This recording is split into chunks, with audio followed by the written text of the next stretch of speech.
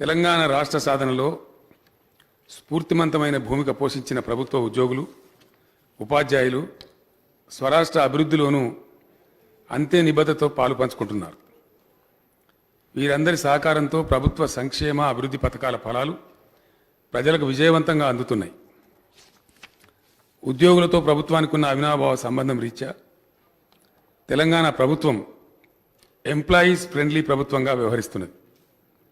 ఉద్యోగులందరి యొక్క హక్కులను గౌరవిస్తున్నది. తెలంగాణ రాష్ట్రం ఏర్పడగానే ఉద్యమంలో ఉద్యోగులు పోషించిన పాత్రను అభినందిస్తూ తెలంగాణ ప్రభుత్వం ఒక స్పెషల్ ఇంక్రిమెంట్ను ప్రకటించింది. 2014లో 10వ వేతన సవరణ చేస్తూ 43% ఫిట్మెంట్ కూడా ప్రకటించి అమలు చేస్తున్నది. రాష్ట్రంలోని ఉద్యోగులందరి పట్ల తనకున్న అభిమానాన్ని తెలంగాణ ప్రభుత్వం ఘనంగా చాటుకున్నది. కరోనా విపత్తు ప్రపంచం అందరితో పాటు రాష్ట్ర ఆర్థిక వ్యవస్థను కూడా కుదిపేసింది. అనూహ్యంగా ఏర్పడిన ఆర్థిక లోటు వల్ల 11వ వేతన సవరణ కొంత ఆలస్యం జరిగింది. ఆర్థిక వ్యవస్థ ఇప్పుడిప్పుడే తేరుకుంటున్న నేటి సందర్భంలో రాష్ట్రంలోని అందరూ ఉద్యోగ ఉపాధ్యాయ మిత్రులకు వర్తించే విధంగా మెరుగైన రీతిలో 11వ వేతన సవరణ చేపట్టాం. వేతన సవరణ అంటే కేవలం ప్రభుత్వ ఉద్యోగులకు మాత్రమే చేసే పద్ధతి కాక, గత ప్రభుత్వాలు అవలంబించిన పద్ధతుల్లో కాకుండా తెలంగాణ ప్రభుత్వం గతంలో ప్రభుత్వ ఉద్యోగులకు వేతన సవరణ చేస్తూనే క్షేత్రస్థాయిలో సేవలందిస్తున్న ఇతర చిరుద్యోగుల అవసరాలను, స్థితిగతులను దృష్టిలో ఉంచుకొని మానవీయ కోణంలో వారి వేతనాలను కూడా పెంచింది. ఈసారి కూడా రాష్ట్రంలోని ప్రభుత్వ ఉద్యోగ ఉపాధ్యాయులకు, పెన్షనర్లకు వేతన సవరణ చేస్తూ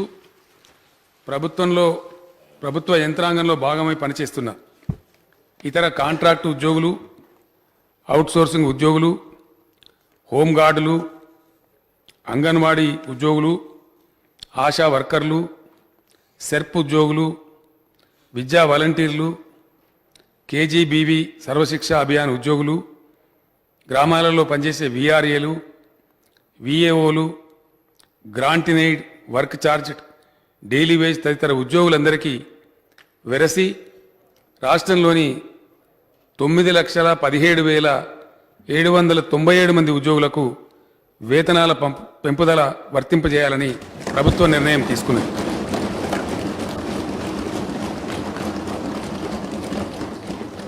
రాష్ట్రంలోని ఉద్యోగ ఉపాధ్యాయ సంఘాలతో సంప్రదింపులు జరిపిన తర్వాత ప్రభుత్వ ఉద్యోగులు కోరిన విధంగానే ప్రభుత్వం ప్రమోషన్ల ప్రక్రియను చేపట్టింది.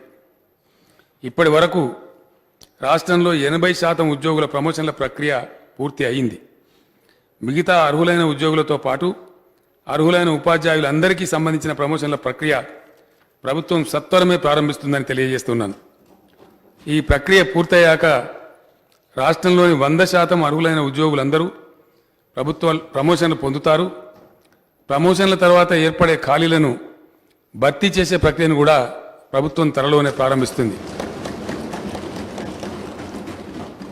పీఆర్సీ కమిటీ సూచనల మేరకు ఎంప్లాయీస్ హెల్త్ స్కీమ్ ఈహెచ్ఎస్ నూతన విధి విధానాలను నిర్ణయించేందుకు ఉద్యోగ సంఘాలు, ప్రభుత్వాధికారుల భాగస్వామ్యంతో ఒక స్టీరింగ్ కమిటీని ప్రభుత్వం ఏర్పాటు చేస్తుంది. ఉద్యోగ విరమణ చేసిన ప్రభుత్వ ఉద్యోగ ఉపాధ్యాయులందరికీ 15% ఇచ్చే అదనపు పెన్షన్, అడిషనల్ క్వాంటమ్ ఆఫ్ పెన్షన్కు ఉన్న వయోపరిమితిని 75 ఏళ్ల నుండి 70 ఏళ్లకు తగ్గించాలని ప్రభుత్వం నిర్ణయించింది. ఇది రిటైర్డ్ ఎంప్లాయీస్కి బాగా ఉపయోగకరంగా ఉంటుంది అధ్యక్ష.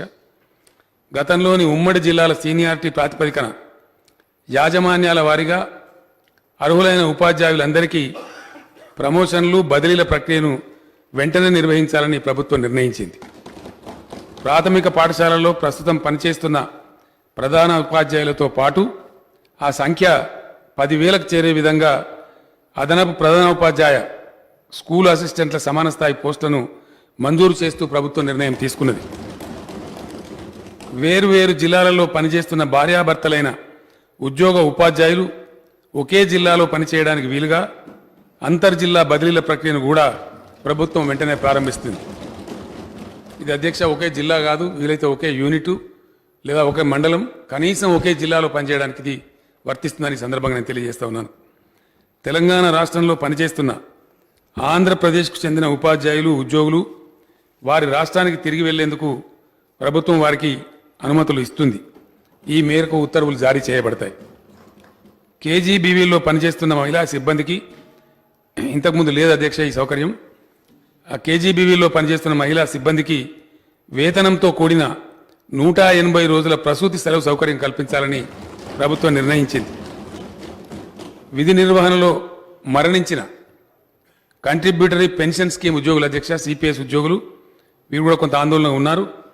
చేయగలిగినంతలో ఉద్యోగుల విధి నిర్వహణలో మరణించిన కంట్రిబ్యూటరీ పెన్షన్ స్కీమ్ ఉద్యోగుల కుటుంబ సభ్యులకు ఫ్యామిలీ పెన్షన్ విధానాన్ని వర్తింపజేయాలని ప్రభుత్వం నిర్ణయించింది. దేశవ్యాప్తంగా నెలకొన్న ఆర్థిక మాంద్యంతో పాటు కరోనా విపత్తు విరుచుకుపడటంతో రాష్ట్ర ఆర్థిక వ్యవస్థ తీవ్రమైన ఒడిదుడుకులకు లోనైంది. కరోనా ప్రపంచవ్యాప్తంగా అన్ని దేశాల ఆర్థిక వ్యవస్థలను కుప్పకూల్చింది. కేంద్ర ప్రభుత్వం విధించిన లాక్డౌన్తో రాష్ట్రంలో ప్రజాజీవనంతో స్తంభించడంతో పాటు ఆర్థిక కార్యకలాపాలు కూడా స్తంభించిపోయాయి. కరోనా వల్ల రాబడి తగ్గి రాష్ట్రం తీవ్రమైన ఆర్థిక లోటులో కూరుకుపోయింది. రాష్ట్రం ఆర్థికంగా క్లిష్ట పరిస్థితుల్లో ఉన్నప్పటికీ ప్రభుత్వానికి ఉద్యోగ ఉపాధ్యాయుల పట్ల ఉన్న ప్రత్యేక అభిమానంతో పీఆర్సీకి సంబంధించి 12 నెలల బకాయిలను చెల్లించాలని ప్రభుత్వం నిర్ణయం తీసుకున్నది. ఈ బకాయిలను రిటైర్మెంట్ బెనిఫిట్స్తో పాటు కలిపి పొందే విధంగా అవకాశం కల్పించబడుతుంది. ఉద్యోగ ఉపాధ్యాయుల రిటైర్మెంట్ సందర్భంలో ఇచ్చే గ్రాట్యుటీని 12 లక్షల నుంచి 16 లక్షలకు పెంచాలని ప్రభుత్వం నిర్ణయించింది. గత ఎన్నికల మేనిఫెస్టోలో ఇచ్చిన హామీకి కట్టుబడి రాష్ట్రంలోని ప్రభుత్వ ఉద్యోగ ఉపాధ్యాయుల రిటైర్మెంట్ వయో పరిమితి 61 సంవత్సరాలకు పెంచుతున్నామని తెలియజేయడానికి సంతోషిస్తూ ఉన్నాను. అనుభవజ్ఞులైన ఉద్యోగుల సేవలు వినియోగించుకోవాలనే లక్ష్యంతో ఈ వయో పరిమితి పెంపును ప్రకటిస్తున్నాం. ఈ నిర్ణయం తక్షణం అమల్లోకి వస్తుంది. రాష్ట్రంలోని ప్రభుత్వ ఉద్యోగ ఉపాధ్యాయులందరికీ 30% ఫిట్మెంట్ ప్రకటిస్తున్నామనే శుభవార్తను తెలియజేయడానికి సంతోషిస్తూ ఉన్నాను. ఈ ఉత్తర్వులు ఏప్రిల్ 1, 2021 నుండి అమల్లోకి వస్తాయి. ఉద్యోగ ఉపాధ్యాయుల సమస్యల పరిష్కారంలో ప్రభుత్వం అనుసరించిన విశాల దృక్పథానికి అనుగుణంగా ప్రతిస్పందించి ఉద్యోగులు కూడా విధి నిర్వహణలో మరింత అంకితభావంతో నిమగ్నులవుతారని, ప్రజాసేవలో ఏ లోటు రాకుండా పూర్తి నిబద్ధతతో పనిచేస్తారని ప్రభుత్వం ఆశిస్తున్నది.